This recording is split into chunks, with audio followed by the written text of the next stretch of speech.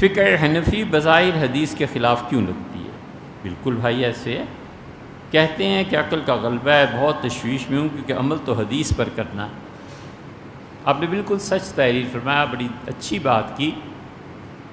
فقہ حنفی میں عقل کا غلبہ ہے، اس لیے کہ ائمہ مجتہدین میں سے امام ابو حنیفہ رحمۃ اللہ علیہ سب سے زیادہ بڑے فقیہ اور بہت گہری سوچ رکھتے تھے۔ وہ حدیث کے ظاہر پر عمل کرنے کے بجائے 100 مرتبہ سوچتے تھے کہ اس حدیث کے پیچھے ہے کیا۔ مثلا حدیث میں آ گیا کہ کھڑے ہو کے پیشاب کرنا منع ہے، یہ بہت سی روایات ہیں۔ ملمومن حضرت عائشہ رضی اللہ عنہ نے کہا کہ رسول اللہ صلی اللہ علیہ وسلم کے متعلق کوئی ایسی بات کہے تو تم اسے کہنا تم جھوٹ بولتے ہو، اور صحیح بخاری میں روایت ہے کہ حضور صلی اللہ علیہ وسلم سے ایسا ہوا ہے۔ جن ائمہ نے اس حدیث کے ظاہری الفاظ کو لیا ہے تو وہ کہتے ہیں بیٹھ کے اور کھڑے ہو کے دونوں برابر ہیں، حدیث میں آ گیا، عمل کیا ہے، اور ممکن ہے کہ وہ یہ سمجھے یہ بھی ثواب کا ہی کام ہے کیونکہ حدیث پہ عمل کیا ہے نا، ہے ممکن۔ یہی حدیث جب فقہائے احناف کے یہاں آئی، امام صاحب رحمۃ اللہ کے یہاں آئی، تو امام صاحب رحمۃ اللہ نے فرمایا کہ رسول اللہ صلی اللہ علیہ وسلم کی زندگی میں تو یہ کبھی ہوا نہیں، اس موقع پہ کیا تھی، کیا پیش آ گیا تھا؟ اچھا کون سا صحابی کہتا ہے؟ پتہ چلا کہ صحابی حضرت حذیفہ رضی اللہ عنہ، حذیفہ رضی اللہ عنہ کے حالات دیکھے تو پتہ چلا کہ رسول اللہ صلی اللہ علیہ وسلم کے گھٹنوں میں شدید درد تھا، نہیں بیٹھ سکتے تھے، تو ضرورت پیش آ گئی تو حذیفہ رضی اللہ عنہ کو کہا کہ میرے ساتھ چلو اور کسی گندگی کے ڈھیر پہ چلو۔ وہ بڑے سیانے بڑے عقل مند آدمی تھے، انہوں نے ایک کوڑے کے ڈھیر کے اوپر رسول اللہ صلی اللہ علیہ وسلم کو کھڑا کیا کہ گھٹنے تو مڑ نہیں سکتے، شدید تکلیف ہے۔ اس حال میں رسول اللہ صلی اللہ علیہ وسلم نے اس حاجت اور اس ضرورت کو پورا کیا۔ آگے یہ بات پھیل گئی کہ حضور صلی اللہ علیہ وسلم کھڑے ہو کے ایسے کیا، بات ختم ہو گئی۔ لیکن جب حدیث میں آئی حنفیوں کے ہاں تو انہوں نے کہا اچھا اس کا مطلب یہ ہوا کہ یہ عذر میں جائز ہے، اسی لیے آپ دیکھیں پھر انہوں نے حرام نہیں کہا، حتیٰ کہ مکروہ تحریمی نہیں کہا، انہوں نے کہا مکروہ تنزیہی ہے کھڑے ہو کے پیشاب کرنا۔ پھر ہمارے زمانے کے علماء آئے، خاص طور پہ حضرت یوسف بن نوری نور اللہ مرکزہ، حضرت بن نوری رحمۃ اللہ علیہ نے ترمذی کی شرح میں لکھا کہ چونکہ آج کل ہمارے دور میں انگریز ہی ایسے کرتے ہیں تو اس لیے یہ فعل مکروہ تحریمی عملاً حرام قرار پائے گا، ہم اس کی اجازت نہیں دیں گے اور بہت بڑا گناہ اسے شمار کریں گے، لیکن فی الواقع وہ مکروہ تنزیہ ہے۔ یزب بن نوری نور اللہ مرکزہ کی رائے ہے جو آپ کے سامنے رکھی، تو حدیث جب حنفیوں کے ہاں آتی ہے تو 100 طرح سے اس کا جائزہ لیتے ہیں۔ پھر دوسری بات یہ پیش آ گئی کہ حنفی فقہا جو تھے جب یہ پھیلی ہے حنفی فقہ تو یہ احادیث پر ایسا مقام آ گیا تھا کہ مصر کے صحابہ رضی اللہ عنہ کوئی اور فتویٰ دے رہے ہیں، مدینہ منورہ کے صحابہ رضی اللہ عنہ کوئی اور فتویٰ دے رہے ہیں، مکہ مکرمہ کے صحابہ رضی اللہ عنہ کوئی اور فتویٰ دے رہے ہیں، ہر شہر کے مفتی اور قاضی الگ الگ ہیں۔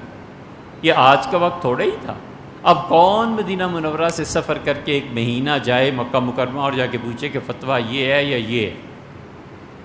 ہر جگہ صحابہ رضی اللہ عنہ کا اپنا اپنا عمل تھا، کوفہ کا اپنا عمل تھا، کوئی کس عمر میں کتنا دودھ پیے تو وہ بہن بھائی ہو جاتے ہیں۔ ام المومنین سے عائشہ رضی اللہ عنہ کو یہ مسئلہ پیش آ گیا تھا تو ام المومنین رضی اللہ عنہ نے کہا کہ تم جاؤ، وہ مرد تھا، اچھی خاصی اس کی عمر تھی، فرمایا تم فلاں جگہ اس کے پاس جاؤ اور اسے کہو کہ وہ عورت اپنا دودھ تمہارے منہ میں ڈال دے، کسی چمچے وغیرہ میں کسی چیز میں نکال کے ڈال دے، تم اس کے بھائی ہو جاؤ۔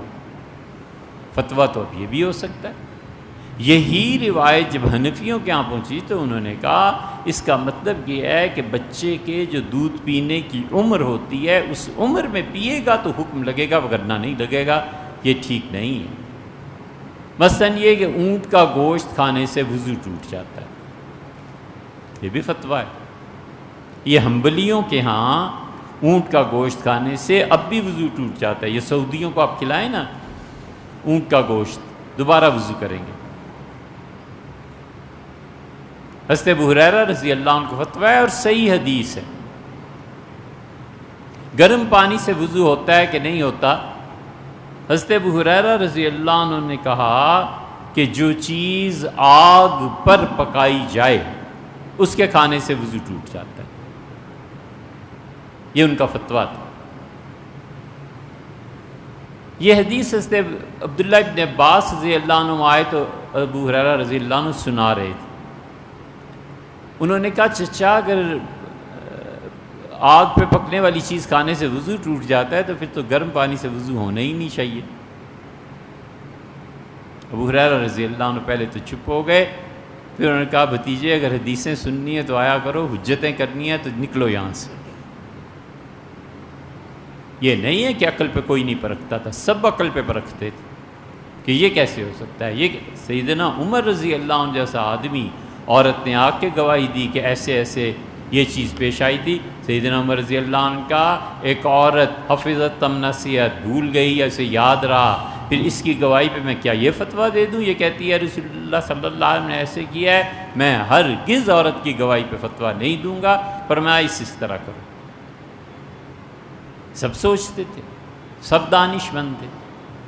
ائمہ کے ساتھ تکرار اور بحث کہ حدیث آئی ہے، یہ حدیث کہیں کینسل تو نہیں ہو گئی، مثلا نماز میں رفع یدین کرنا ہے یا نہیں؟ انہوں نے کہا دیکھو احادیث کیا آئی ہیں، پتہ چلا اہل بیت کرام رضی اللہ عنہ کی احادیث یہ ہیں کہ رسول اللہ صلی اللہ علیہ وسلم وفات تک رفع یدین کرتے رہے۔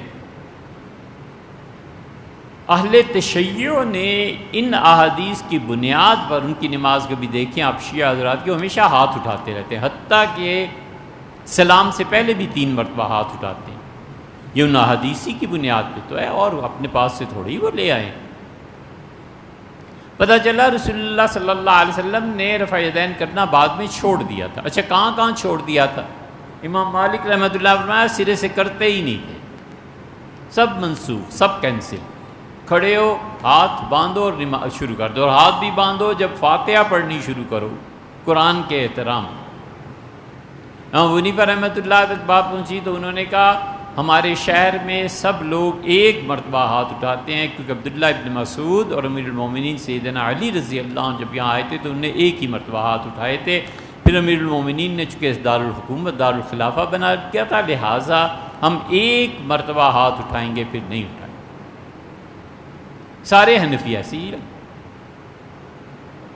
یہ چیزیں اس طرح ہوئیں، اور پھر عقل کا غلبہ، کہ بات عقل میں آتی ہے یا نہیں؟ یہ حدیث کینسل تو نہیں ہو گئی، کہیں ایسے تو نہیں کہ رسول اللہ صلی اللہ علیہ وسلم نے اسپیشلی اسے حکم دیا اور آپ پوری امت کو لگا رہے ہیں۔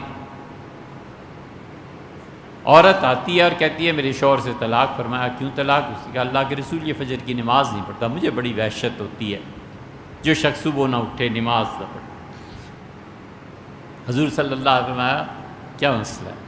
کہ اللہ کے رسول اتنی نیند آتی ہے، اتنی نیند آتی ہے مجھے پتہ ہی نہیں ہوتا، جیسے میں بالکل بے ہوش ہو گیا ہوں، اور صرف میری نہیں میرے باپ کی بھی یہی، میرے دادا کی بھی یہی حالت تھی، ہم سوتے ہیں تو بالکل مدہوش۔ حضور صلی اللہ علیہ وسلم اچھا تو طلاق تو نہیں ہو سکتی، اس طرح کرو جب تم اٹھو نا سو کے تو پہلا کام یہ نماز پڑھ لیا کرو۔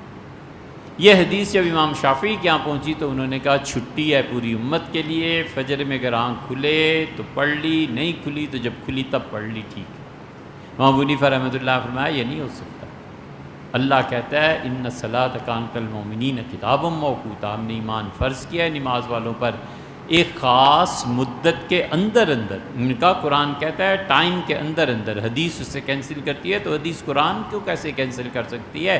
اٹ مینز کہ رسول اللہ صلی اللہ علیہ وسلم نے یہ اسپیشل پرمیشن اس آدمی کو دی تھی، امت کے لیے نہیں ہے۔ چنانچہ فتویٰ اس پہ آ گیا۔ امام شافعی رحمۃ اللہ کے یہاں چلے جائیں تو فتویٰ اس پہ آ گیا، امام مالک کے یہاں چلے جائیں تو کہتے ہیں حضور صلی اللہ علیہ وسلم رفع یدین آخر پہ بالکل چھوڑ دیا۔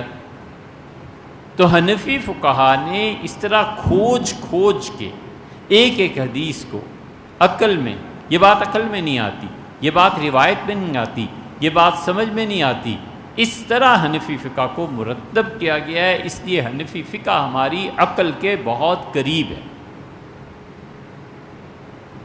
اب کئی ائمہ نے فتویٰ دیا، جیسے عائشہ رضی اللہ عنہ نے جو فتویٰ دیا تھا کہ جاؤ اور دودھ پی لو اور اس عورت کا اور تم اس کے بھائی بن جاؤ گے، لہٰذا سفر تمہارے لیے درست ہو جائے گا۔ حنفیوں کیا یہ حدیث ان کا بالکل نہیں ہوا ہوگا، ام المومنین رضی اللہ عنہ نے کہا ہوگا، یہ ان کا اجتہاد تھا، لیکن ہم اس اجتہاد پہ فتویٰ نہیں دیں گے۔